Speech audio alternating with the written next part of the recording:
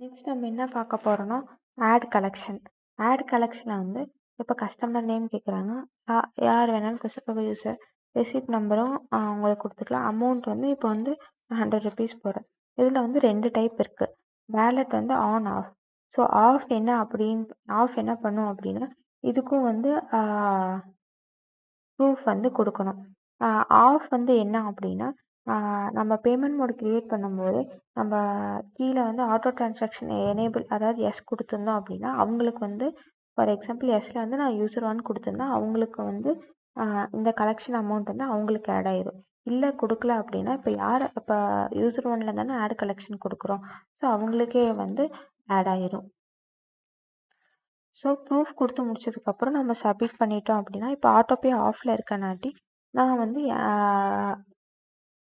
Autopay ஆஃபில் இருக்கனாட்டி வந்து user 1க்கு யூசர் 1 கொடுக்கனாட்டி இப்போ யூசர் 1 டு யூசர் 1 கொடுக்கனாட்டி அவங்களே வந்து அக்சஸ் அப்ரூவ் பண்ண முடியாது. ஸோ யூசரே வந்து கலெக்ஷன் அவங்கவுங்களுக்கே போட்டால் அவங்கவுங்களே ஆட் பண்ண முடியாது. ஸோ இப்போ வந்து அசைன் வேலெட்டில் வந்து யூசர் வந்து யாருக்கு அசைன் ஆயிருக்கோ அவங்க வந்து அக்சஸ் பண்ணலாம். வந்து ஆக்சஸ் பெர்மிஷன் இருக்கவங்கள ஆக்சஸ் பண்ணலாம். ஸோ இப்போ அங்கே வந்து சூப்பர் அட்மின் கீழே இருக்கனாட்டி இப்போ சூப்பர் அட்மின் வந்து அப்ரூவ் பண்ணுறாங்க. ஸோ அப்ரூவ் பண்ணதுக்கப்புறம் வந்து யூசருக்கு வந்து அந்த கலெக்ஷன் வந்து பார்த்தீங்கன்னா யூசருக்கு வந்து ₹100 போட்டு யூசருக்கு வந்து அமௌண்ட் வந்து ஆட் ஆயிடுச்சு.